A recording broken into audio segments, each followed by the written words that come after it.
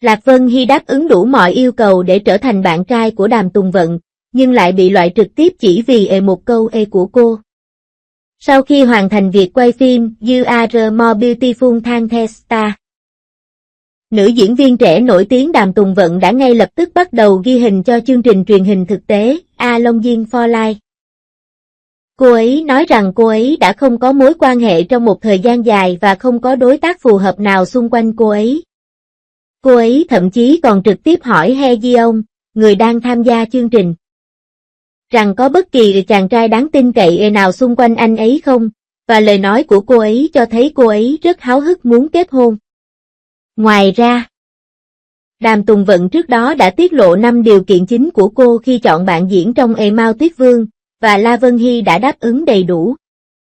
Tuy nhiên, cô tiết lộ trong A Longing for Life rằng cô đã không có nghĩa là cô và La Vân Hy không yêu nhau vì bộ phim, khiến nhiều người hâm mộ gọi đó là điều đáng tiếc. Đàm Tùng Vận và La Vân Hy đóng bộ phim Gặp gỡ em vào thời khắc tươi đẹp nhất năm 2015.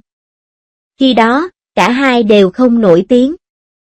Họ diễn cảnh nóng bỏng trong vở kịch, nụ hôn màn ảnh đầu tiên của Đàm Tùng Vận là dành cho La Vân Hy, hai bên cũng vì thế mà xây dựng nên tình bạn tốt đẹp.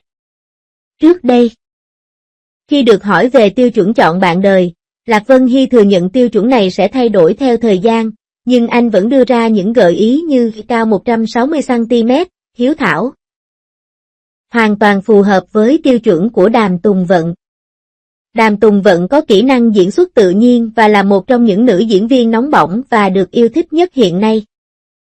Cô đã từng hợp tác với Tống Uy Long, Vương Khải và Tĩnh Bách Nhiên trong quá khứ và tất cả họ đều có. Thế giới bên ngoài cũng nghĩ rằng với khuôn mặt trẻ thơ của cô chắc chắn sẽ có rất nhiều hoa đào. Trước đây, cô đã công khai tiết lộ tiêu chuẩn lựa chọn bạn đời của mình, hy vọng rằng đối phương sẽ đáng tin cậy, đẹp trai và ổn định về mặt cảm xúc. Cô cũng nói đùa rằng Tôn Ngộ không là mẫu người lý tưởng của cô và La Vân Hy hoàn toàn đáp ứng những điều kiện này. Cư dân mạng cũng đang kêu gọi hai người ở bên nhau. Đáng nói là trước đây khi Lạc Vân Hy quay gây Tình yêu tro tàn, anh tiết lộ rằng nữ diễn viên mà anh quen thuộc nhất không phải là nữ chính Dương Tử, mà là Đàm Tùng Vận, người cũng đang quay ở dưới quyền dở Hoành Điếm. Anh cười nói rằng khi không quay phim, anh sẽ mang trái cây đến thăm trường quay. Hành vi không hề tránh né sự nghi ngờ của anh khiến người ngoài nghĩ rằng hai người là bạn tốt. Khi bộ phim cổ trang Vĩnh Hằng Nguyệt của La Vân Hy được phát sóng, quảng bá cho bộ phim, cho thấy tình bạn vô cùng sâu sắc của họ. Gần đây, Đàm Tùng Vận đã lần thứ hai nói về tiêu chuẩn lựa chọn bạn đời của mình. Cô thừa nhận trong A Longing for Life rằng kế hoạch cuộc sống ban đầu của cô là kết hôn ở tuổi 27 và sinh con ở tuổi 30. Nhưng vì quá bận rộn với công việc nên cô không có cơ hội gặp gỡ những người khác. Cô vẫn độc thân ở tuổi 33. Cô cũng hỏi thẳng Hye Ji-on, cô giáo He, xung quanh cô có người đàn ông nào đáng tin cậy không? Cô cũng nói rằng cô rất muốn kết hôn, nhưng cô vẫn chưa gặp được một người bạn đời tốt. Hà Cảnh có tình bạn sâu sắc với Đàm Tùng Vận. Anh giải thích với những vị khách khác rằng Đàm Tùng Vận là người rất giản dị, dành toàn bộ thời gian cho công việc. Những năm gần đây cô liên tục quay phim, tham gia đoàn làm phim mới và hiếm khi ghi hình chương. Hỏi Đàm Tùng Vận muốn tìm người bạn đời như thế nào. Đàm Tùng Vận nói rằng, tôi hy vọng tìm được một người hiểu tôi. Nhưng Hye Ji-on tin rằng mọi người đều có thể hiểu một người khác, chỉ phụ thuộc vào việc người kia có muốn hiểu hay không. Tâm lý của Đàm Tùng Vận cũng đã thay đổi trong những năm gần đây. Cô tin rằng khi tương tác với người khác, người ta cũng nên duy trì một mức độ riêng tư nhất định, đó là một tình yêu lành mạnh hơn. Không. Đàm Tùng Vận 33 tuổi tiết lộ mẫu người lý tưởng của mình. Với 5 tiêu chí để chọn bạn đời và Luo Jung-si đáp ứng tất cả. Đàm Tùng Vận ngượng ngùng nói, Tôn Ngộ không là bạn trai hoàn hảo nhất trong lòng tôi khi còn nhỏ. Đàm Tùng Vận là một cô gái rất nhút nhát trong các mối quan hệ.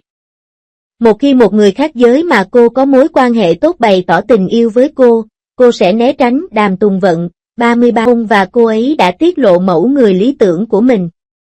Cô tiết lộ 5 tiêu chí của mình khi chọn bạn đời đầu tiên, anh ấy có đủ khả năng để bảo vệ bạn. Giống như Tôn Ngộ Không. Anh luôn có thể bảo vệ chủ nhân của mình và cảm thấy rất an toàn. Là con gái, ai cũng thích cảm giác được bảo vệ. Cảm giác an toàn là điều mà các cô gái mong muốn. Thứ hai, đẹp trai. Mỗi người có định nghĩa khác nhau về đẹp trai. Tuy Đàm Tùng Vận nói rằng cô thích Tôn Ngộ Không, nhưng cô vẫn không thích anh ấy có nhiều tóc. Đàm Tùng Vận vẫn có một số yêu cầu về ngoại hình. Cô thích những chàng trai lớn tuổi đẹp trai. Thứ ba, đừng bị cám dỗ bởi vẻ đẹp. Tôn Ngộ Không chưa từng bị ma quỷ lừa gạt, ngay cả ở Nữ Quốc, Đường Tăng gần như bị áp đảo, vẫn không hề lay chuyển. Đây chính là phẩm chất tuyệt vời của Tôn Ngộ Không, là lòng trung thành và sự tận tụy. Trong ngành giải trí, nơi có rất nhiều phụ nữ xinh đẹp. Nếu bạn muốn tìm được một đồng nghiệp, cô ấy phải đáp ứng được những điều kiện này. Thứ tư, sự ổn định về mặt cảm xúc. Tôn Ngộ Không bị nhốt dưới Ngũ Hành Sơn 500 năm. Nhưng cảm xúc của anh vẫn rất ổn định. Tìm được một người bạn đời ổn định về mặt cảm xúc có thể làm giảm đi một nửa nỗi đau khổ trên thế giới. Một người ổn định về mặt cảm xúc có thể mang lại sự thoải mái thực sự cho người khác, khiến họ cảm thấy như làn gió mùa xuân, an toàn và hạnh phúc.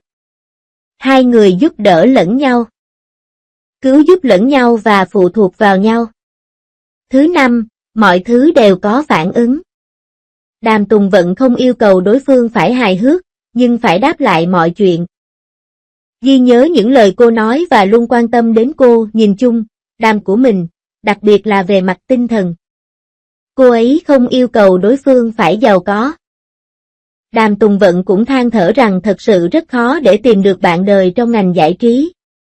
Có vẻ như bạn gặp rất nhiều người, nhưng thực ra, sau khi công việc hoàn thành, bạn sẽ chia tay và có thể sẽ không bao giờ gặp lại một số người nữa. Trên thực tế, nếu bạn xem xét kỹ hơn 5 tiêu chí lựa chọn bạn đời của Đàm Tùng Vận, người duy nhất trong nhóm đáp ứng được các yêu cầu và có độ tuổi tương tự chính là Lạc Vân Hy.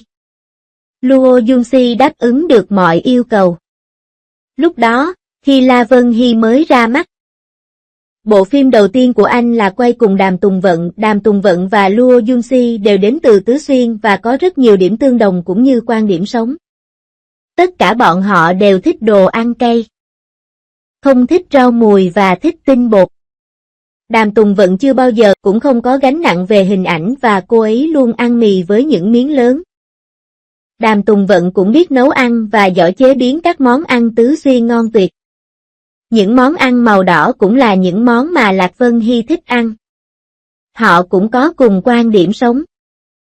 Tất cả họ đều thích sự thoải mái và không muốn ép buộc bản thân quá mức. Sau khi hoàn thành mỗi bộ phim, Lạc Vân Hy sẽ dành ra vài tháng để thư giãn và nghỉ ngơi thật tốt.